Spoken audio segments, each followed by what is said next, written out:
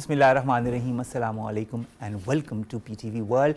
This is Omar Khalid, but with his usual show, Newsroom. Today is, of course, the 14th of November 2024, and these are the stories that we will be understanding, deciphering during the course of the show. We'll begin, ladies and gentlemen, with climate change. Of course, COP29 is going on as we speak till the 22nd of this month.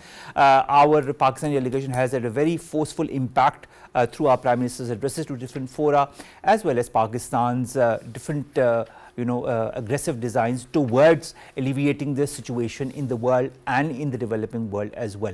This and more, and of course we'll be also highlighting the situation as far as the smog in Pakistan is concerned and what needs to be done in our very first segment. Our second story, ladies and gentlemen, concerns the Sikh Yatris who have arrived in Pakistan, and of course from all across the world, whether it be from India and from the West, and they are here for the 3-day celebrations of the 555th birth anniversary celebrations of Baba Guru Nanak ji, the founder of Sikhism. This is a very prestigious time for us as Pakistanis as well, because we get to give the Sikh community from across the world that platform wherein they can observe these birthday celebrations with the solemnity, with the due reverence that they consider Baba Guru Nanak ji, and of course we also do the same. This is going to be our second segment. Then, ladies and gentlemen, we are going to discuss the World Diabetes Day that is being observed across the world, including in Pakistan, and the importance of understanding what diabetes, or sugar as most of you people say, is concerned, is extremely important, because nowadays with all the ultra processed foods and the ultra processed drinks that we get, there is more likability of diabetes patients in the world, including in our countries as well. And the fact is that we need to be more observant of what we eat and what we drink and what kind of lifestyle we observe as well. This day is a stark reminder of that. Finally, we'll be talking about Suparco, that has joined China's mission for lunar exploration. We all know how China is very forward as far as the lunar observation, also the observation beyond the moon is concerned. But now Suparco joined hands with China as well, and this goes or is part of this long-standing cooperation, collaboration in different fields now, including in space exploration. So another good avenue of cooperation between both the countries. Let's begin with our show and of course talk about smog, climate change and COP29. We have been joined by Dr. Shahid Zia. He's the CEO of RBDC Pakistan, right here in the studios. Dr. Saab, thank you very much to have joined us, and welcome to Newsroom.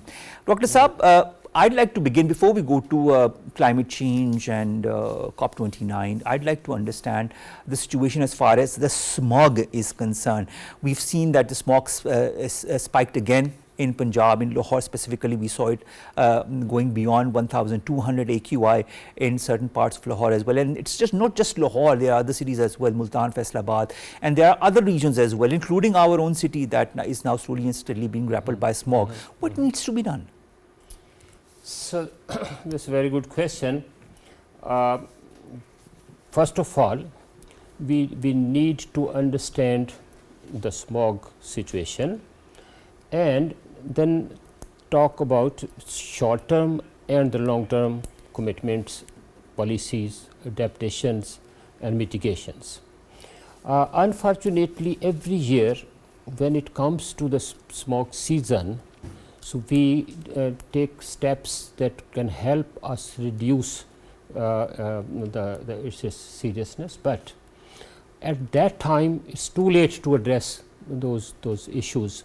Like we close the schools, we close smoke coming from the brick lanes, we ask farmers not to burn their rice residues. That is one area that is we are hearing almost every year, that it's banned, you cannot burn it, you should not burn it, it says crime, it's crime against the humanity. And we also hear every year that India on the other side of the border, also the Indian farmers also burn their rice residues, and every year we feel that the air brings that smoke into our area. We never hear from Indian side that the air from this side takes it to that side also. But if we look at the problem holistically, we have to India and Pakistan both have to understand that it is contributing significantly to the smog in this area. But what we can do, we keep saying to the farmers, don't do it, we don't burn it. We arrested even few farmers for doing that. But we over time we fail to develop a technology that can help us farmers to deal with those residues yes. of the rice, and then we ask them to adopt this technology, help them through maybe soft loans to adopt the technology. It's not that easy to shift from one technology to other. It involves some painful sort of adjustments and the investments. So that is one area that I feel is challenging for our agricultural scientists, and we need to work on that. All right. I am feeling that one technology, if we can work on that and develop for our farmers, it can help us not only that to address the residues issues, but also will help us improve our soils and soils capacity to hold water. That means less use of water in rice and another crop production. That is, convert the agricultural residues, particularly the residue from the rice crop, into biochar. All right. And biochar is not a very difficult to understand or difficult to develop technology. We can just develop low cost models of biochar making and then introduce it to the farmers. And I'm sure most of those technologies available these days for making biochar, that will not involve much cost at the farm level. All right. It's only you need to give them some incentives. You need to agricultural scientists and institutions should be given the targets that we need to have every village in Punjab or rice producing area. We should be able to see that 10%, 20%, 30% of that area is now being converted into biochar. And once they will see the result of their use of that biochar on their farms, they will rush to adopt that technology. All right, that's an interesting point that you've raised, Dr. Saab. What long-term measures, apart from the ones that you've described, need to be taken? So you see, if we look at first what we are doing at the short term, the answer of long-term strategy also lies in the short-term strategy. All right. Because what we are doing as a short-term measure, it has to be a long-term strategy that we will reduce it. We will reduce like vehicle emissions. We'll have to have a policy how many year old vehicle can come into Lahore or something. Okay. How much, what is the time when we say no more yes. on the road, yes, no more even on the road. And if it's coming from the bricklands, we need to develop the same kind of biochar making type of technology that is smokeless for the bricklands to do. And then whatever they are burning, converting it to like a biochar type of material that is then used in our agriculture. And we also need to convert our agriculture more onto sustainable agriculture, where farmers will love to go for these kind of technologies when they see their crop production is increased and the value of that produce is higher than what they are producing these days. So these three areas doesn't require much sort of resources than the political will and and way to enforce these policies. You know, you talk of political will. I think that's a very important point, and that also can be applicable in COP29 when we talk of climate justice or climate finance as well. You know, a lot of people are saying pay now to help the poorer countries cope with climate change, or pay more later. That is what a lot of negotiators have been warning today, yesterday, and of course I'm sure in the days ahead the same will be talked about as well, because they say the poor states need at least $1 trillion per year, $1 trillion per year by the end of the decade to move to greener energy and protect against extreme weather. Money is the focus. Money has always been the focus of COP, but unfortunately the pledges have never been implemented. Will ever be something be done this year in your point of view? Look, this is when we're talking about 1 trillion going from, someone says we are moving from billions to trillions. My first say on that issue is that first we need to shift our focus from adaptation to mitigation. So if we, when the South was suffering more on climate change, the West was telling them we were helping you for adaptation. Adaptation, you continue to do more and more adaptation, we are not solving the solution. We are only helping those who are being affected, help them to adjust to the changing environment. So they have spent a lot of time and effort, the West I mean, on telling us in the South, you need to adapt, we are helping you to adapt. And West, Global South kept on arguing in these debates, you are the polluters, polluters pay the principal, you have to help and invest in the mitigation if we really are interested to address the climate change. You have to assume responsibility in short, basically.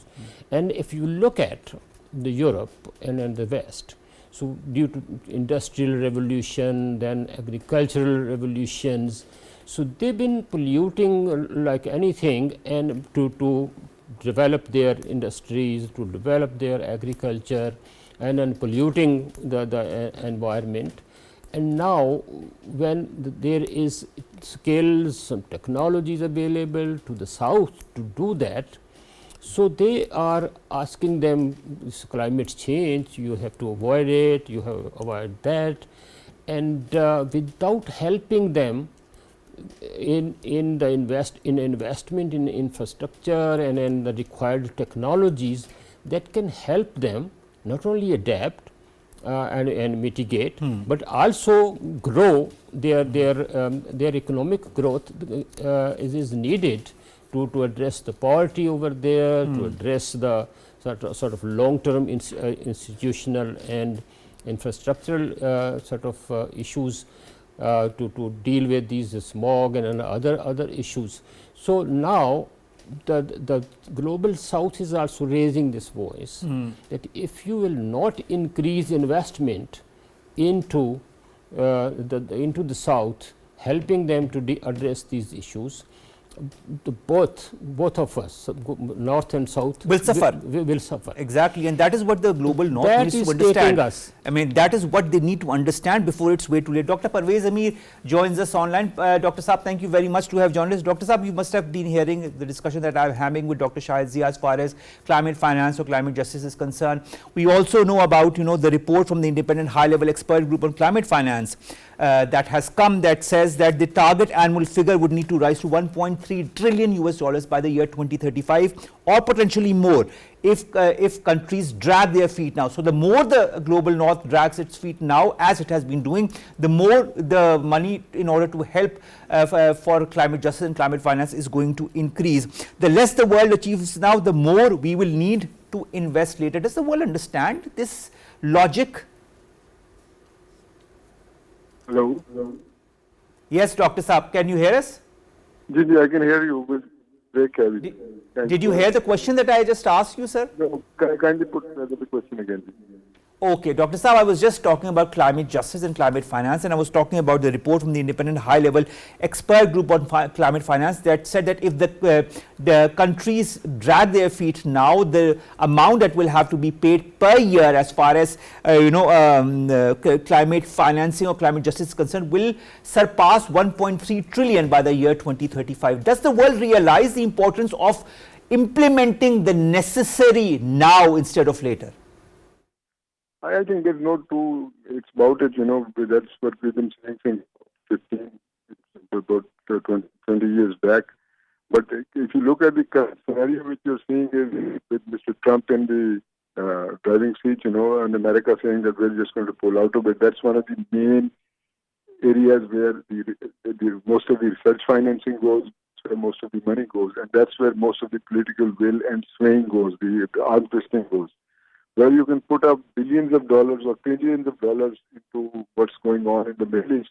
I don't think that if a major donor like the United States pulls back, and it's allied donors, the World Bank, IMF, others, they will follow suit with that. So we are really very much concerned with that. Yes, we need to have a long-term plan by which countries like ours, which are really not, I was hearing on to the earlier arguments, we are really not the polluters, we are 135th in the total CO2 emissions. We are small, we really don't matter in that game. As far as financing goes, we've been received, as our Prime Minister was saying, we've not even received what was committed earlier. So a lot of these pledges, these memorandums of understandings are there, that if earlier IMF was saying that Pakistan should put up something like 5% of its GDP into climate change. Now that is a very far-fetched statement. I mean, are we realistically ever going to even think on these lines that 5% of our GDP will go into something like this? So the money which we're getting at 7 billion as loans, we're going to be putting in climate change. That's not going to happen. So I think what the world needs to sit back and be very, very realistic. We are saying that this year is going to be the hottest again. We are going to break all records for this coming year, which is 24-25. So with that type of situation, you have to be very serious. Countries like Pakistan and countries in the South Asia region, what you're facing right now, this the issue like this small issue which you're facing, Omar, that's going to get perpetually, it's going to hit us so hard. We are already losing, I mean, in Pakistan, for these next 2-3 months, if you look at the labor output, it is going down drastically. If you look at our output in agriculture, it's going to go down drastically. If you look at Lahore, I was in Lahore 2 days back. It is hell. I've been in Multan. I'm currently in the area of Multan. 2,000, that breaks all records of Lahore and Delhi and all the rest of the world, basically. And that was, if you were over here, you could feel that how it's taking on, combining with climate change, how the environmental issues are taking up. If you look at what we're doing with the courts, today, we're hearing about 6 petitions, which are past petitions. They're all related to environment. So I think the ball game is really going to be, let's see some money on the table. It's not our good friends like Japanese, they announced something like $18 million. That's good. Our needs are not in the millions, they're in the billions. But we have to also show our own commitment that Pakistan will put something like 0.25% of its GDP into fighting climate change. If we don't that, we are the losers. I totally agree with you on that. Dr. Parvez Abi, thank you very much to have joined us and to have discussed this very important issue. We will, of course, be taking you along the way till the 22nd of this month and even beyond. Thank you, sir, very much to have joined us. Coming back to you, Dr. Shahid Zia, negotiators are working on draft texts of a deal as far as COP29 is concerned, because at the end of COP, there's always, a draft text that comes out on what are the pledges that the countries have made, what is the ultimate solution, how the countries will move forward. But there are different views across the world. There is the countries are really not aligning, not all the countries are aligning on the same methodologies or on the same text on what to do and how to take the world forward. There is a reluctance among certain countries in the world. How optimistic are you of a deal that could benefit the world at large? So, there are 2 parts of it, whether we will reach the deal or reach a deal that will benefit everyone on earth. I think in these kind of negotiations, what I have experienced being in those kind of meetings in the past, Even if it happens on the last minute, it happens that we have to have some deal. We may or may not achieve all targets of 1.3 trillion, but we will be moving in that direction. That now, because I feel that everyone, particularly the people, if not the decision makers, have realized that we have to do something for the climate change. So I'm feeling that there will be some kind of agreement. All right. Those people who are working behind the doors, pushing and pulling something, some strings, they'll make it, but may or may not be the same thing for everyone, for all of us, particularly another area where the global north is really pushing us hard.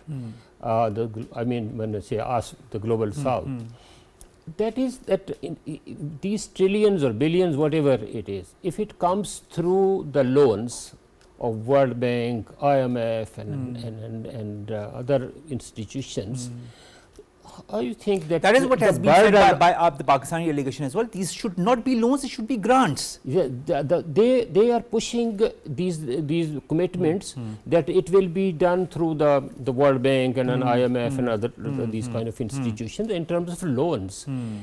What do you think about the developing countries, given their already the debts they are struggling to repay? Of course, that is a huge question mark that leaves so many developing countries in disarray rather, as to what to do if the West or the global North does not agree with it. Sir, I'm really sorry we are a bit short of time, but thank you very much, Dr. Shahid Zia, to have joined us, CEO, RBDC, to have joined us here in the studios and discuss a prevalent issue that I'm sure we'll be discussing with you in the next couple of days as well. Thank you very much, sir, to have joined us. Let's come to our second story, and that concerns the 555th birthday celebrations of the Baba Guru Nanak, who is, of course, the founder of Sikhism, that have begun in Gurdwara Janamasthan, Nankana Sahib. We have been joined by PJ Mir. He's a senior analyst to discuss more on all these celebrations and, of course, also the importance of interfaith harmony. PJ Mir, thank you very much to have joined us. It had been a long time since we had interacted. Nevertheless, better later than never. I'd like to understand how important is interfaith harmony today in this age when we see such a lot of issues happening across the world. When Pakistan shows such a lot of love to the Sikh Yatris that come from across the world, and vice versa, how the Sikh Yatris also return that love back. How important is it a message for the world? Well, this is, it is imperative that the world must realize that today we are talking about wars. Why are these wars emanating from unnecessary issues? Well, predominantly the religious factor is there. The Jews, the Muslims, the Christians. We are seeing, these divides, and of course the other communities. And it is absolutely of paramount importance that interfaith harmony has to be inculcated into the new generation. The new generation is totally devoid of religious beliefs, because people all around have been indoctrinated and they have been made into fanatics. And it is not only Muslims, it is Christians, it is Jews, it is Hindus and other sects. They've all become fanatics because lack of education prevails. So for as far as Pakistan is concerned, I've always been very positive in the sense that when we follow the Quran must be translated and given to the people in Urdu. Arabic is not our language. Arabic is a Middle Eastern language. We understand perhaps Urdu, English, and other local dialects. So for us to get us to know our religion much better and comprehensively, as they say, and as what Khalid Gibran says, wisdom is not in words, it is the meaning within words. So we must understand the very meaning, the very essence of the book we follow. One. Two, similarly, other faiths and sects have to do the same. And yes, as you rightly mentioned, it is very important. And this interfaith harmony must be carried on onto international podiums, not in a colloquial sense of view, because that is where we are. Everybody is being misunderstood. The Christians are being misunderstood. The Jews are being. The Muslims are, and other faiths, Hindus. So until and unless interfaith harmony is not taken on board by let's say lectures, by events, by scholars from all over the world, and that is the way forward. I mean, what are we doing? Killing each other in various forms? So is that the route forward, or education and perhaps realizing and respecting mutual respects on all forms of let's say religious aspects? I mean, that is Khalid, what is required at this present moment in time. I couldn't agree more. I totally understand where you're coming from. But the fact is, PJME, that many sectors take advantage of the lack of understanding, maybe, so let's put it that way, that certain sectors of faith have on others' faith, and then they use it to their advantage to create disharmony in societies and nations and regions. What needs, in your point of view, needs to be done to tackle this now? Is it just education, or do we have to go beyond it? Education and implementation of law. No matter where you are, the governments of that country must respect everybody's religion, on an equal footing. I mean, you can't just, as we see, I'll give you an example of Quran. In Norway and Sweden, what has happened, I mean, the governments have to take a strong view on that. I Otherwise, they'll understand that the only. government has to take a strong view. PJME, please stay online with us. We've also been joined by Ramesh Singh Arora. He is the Minister for Minorities in the Punjab government. Ramesh ji, Sat Sri Akal, and thank you very much to have joined us. And of course, the birthday celebrations of your founder, Baba Guru Nanak ji, have begun in Nankana Sahib. I'd like to understand, for those who do not know, what is the history and the importance of Baba Guru Nanak that is still prevalent in this day and age? Thank you very much, first of all, and congratulations to all those who celebrate 555th birthday anniversary of Shri Guru Nanak Dev Ji. Today we have received around 2,600 Indians who are coming from different parts of the India to celebrate Guru Nanak Dev Ji's birthday celebration. And basically, Guru Nanak Dev Ji is the founder of Sikhism. He was born in Nankana Sahib in 1469, and his last resting place is Kartarpur. And Kartarpur Sahib is nowadays famous. Everyone knows about the Kartarpur corridor, which was opened 5 years back on 9th November 2019, on the 550th eve of birthday celebration of Guru Nanak Dev Ji. And it was a great gesture from the state of Pakistan, from the people of Pakistan, for the Sikh community. So right now there are around 30 to 40,000 devotees who are coming, not only from India, who are coming across the world, from states, from Canada, from Europe, from UK, from Far East, from Middle East, and likewise from India. And the huge gathering is coming from the Sindh. So our Sindhi Nanak Nam Deva, they are also coming to celebrate the birthday celebration of Guru Nanak Dev Ji. And we need to understand that the Guru Nanak Dev Ji is not only, his message was not only for the Sikhs. His message was for the human being. Like he gave three philosophical messages, and which is the principle and pillar of the Sikhism. And first message he gave was meditation, that you always meditate, who has created, there is a force who has created this universe. And the second message was livelihood through right ways. And the third message is sharing. So this is basically the pillar of Sikhism, and the message is for all the human beings. And when you go to Kartarpur, you will meet with all the faiths like Hindus, Sikhs, Muslims, Christians. They are doing their rituals according to their faith. They are working, they are doing their seva, self-service in the langar, which is again voluntarily saving. So this is how the message of Guru Nanak Dev Ji is spread across the world. And I'm really thankful who are coming to Pakistan to celebrate the birthday celebration of Guru Nanak Dev Ji. Basically, Pakistan is land of purity for the Sikh community, because Sikh believes that this is a land which belongs to our first Sikh Guru, Guru Nanak Dev Ji. He was born here. His resting place is in Pakistan. The fourth Guru of Sikhism was again born in Lahore. The fifth Guru, his martyrdom place, is again in Lahore. So Sikh has a long history and Sikh has long association with Pakistan, and all Pakistan always respects all the minorities. Either they're Hindu, they are Sikh, they are Christian, and our constitution says all the citizens of the states are equal.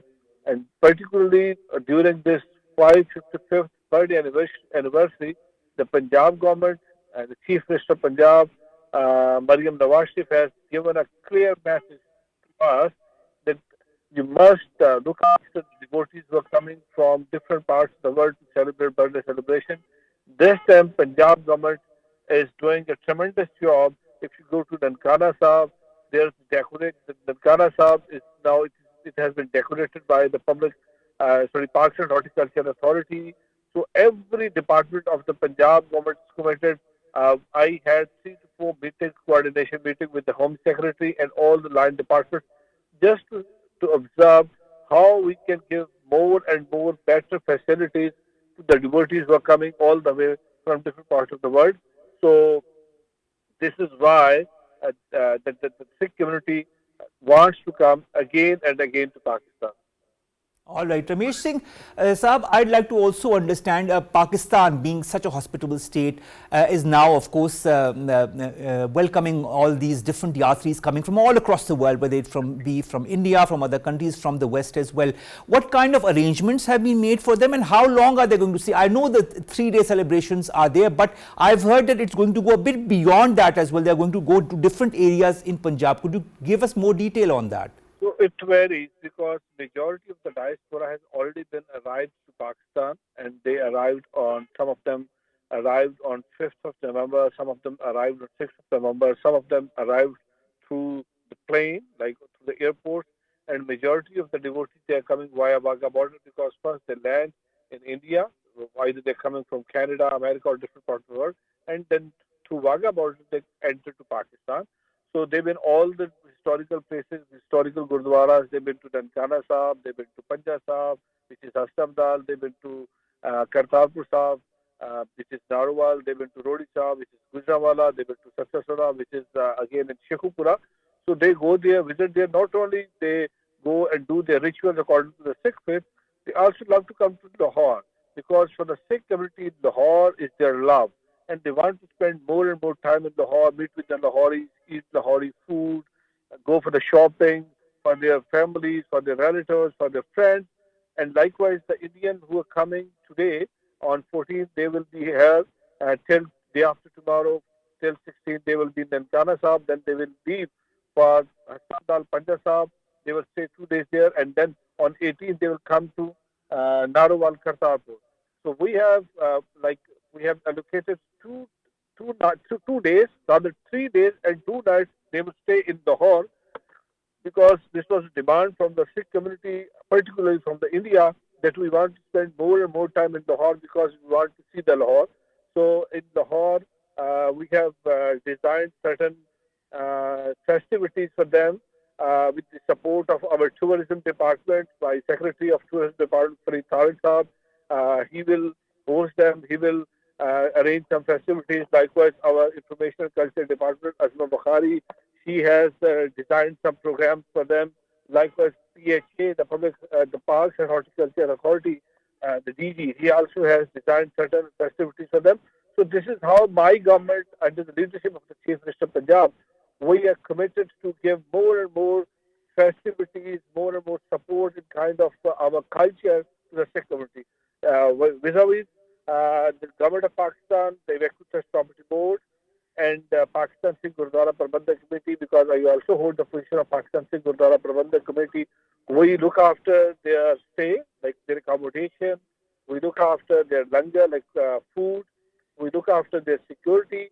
So I'm also thankful to the Prime Minister of Pakistan for his confidence, for his support to the Sikh community, and likewise the Chairman of Evacuee Trust Property Board. the Minister for Religious Affairs, Chaudhry Salih Hussain, and all of his team.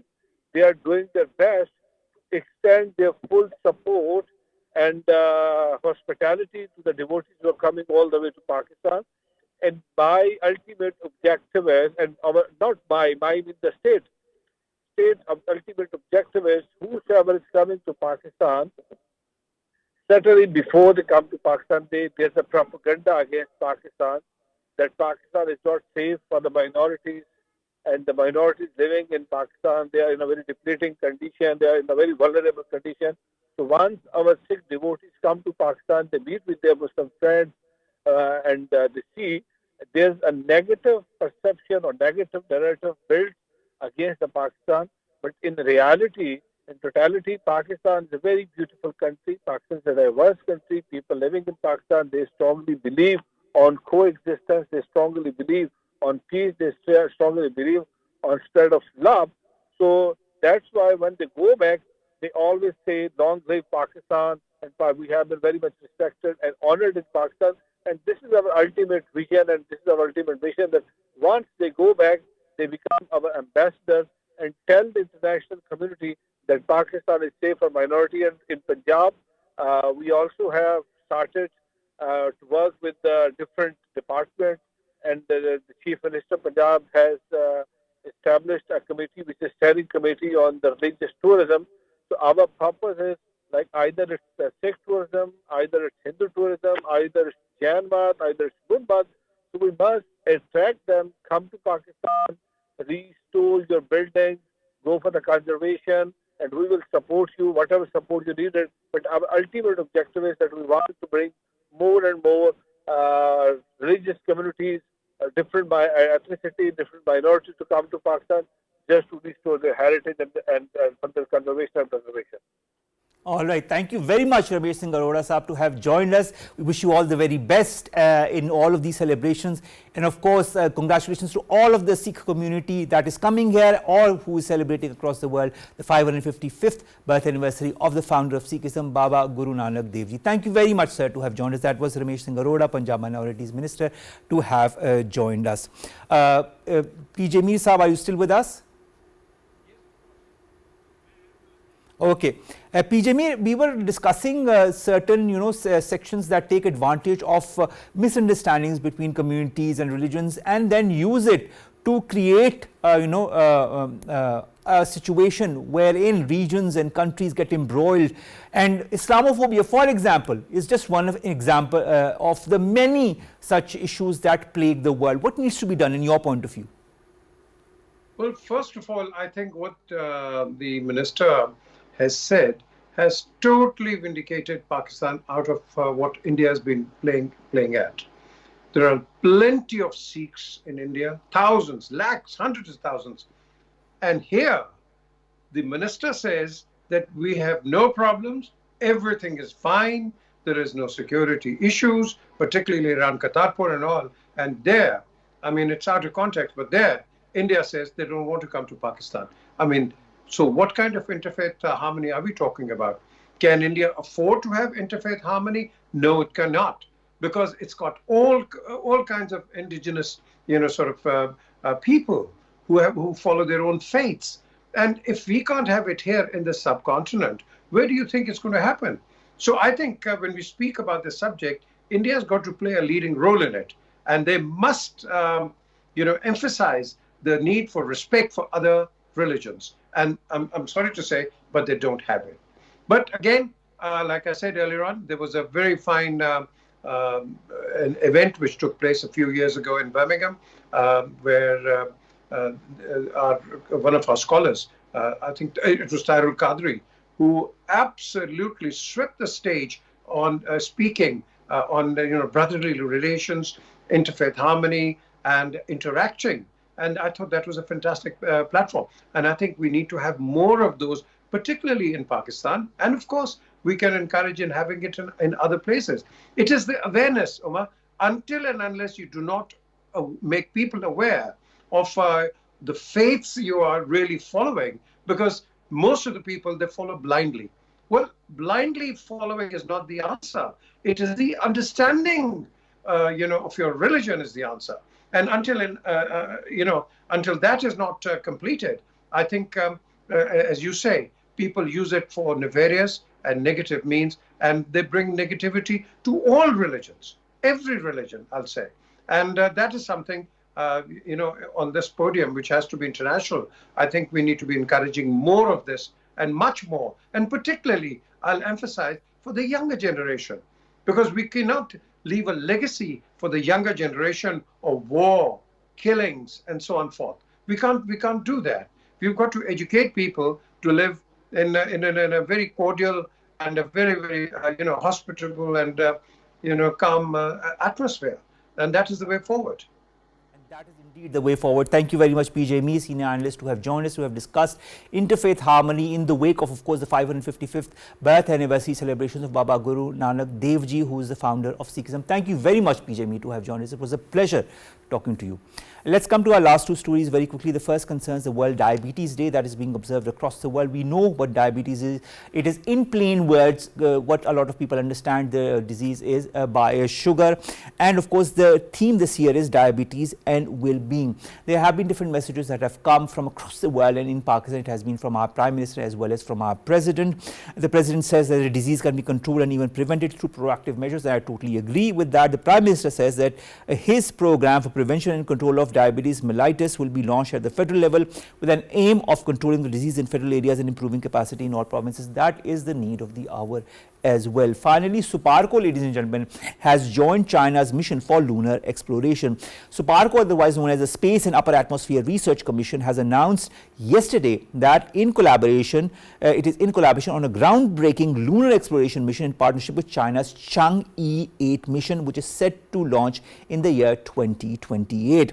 This, of course, is a significant milestone for Pakistan's space program, as of course Suparco's indigenous rover will be part of this mission. It will explore the lunar surface, and this has been confirmed in a statement. This, is wonderful. You add the space technology to all the realms of cooperation and collaboration with the People's Republic of China. We look forward to that lunar exploration. We look forward to more such avenues. With that, we come to an end of today's newsroom. We'll see you inshallah tomorrow with new story and segments that pertain to us. You in Pakistan, stay safe. Allah Hafiz.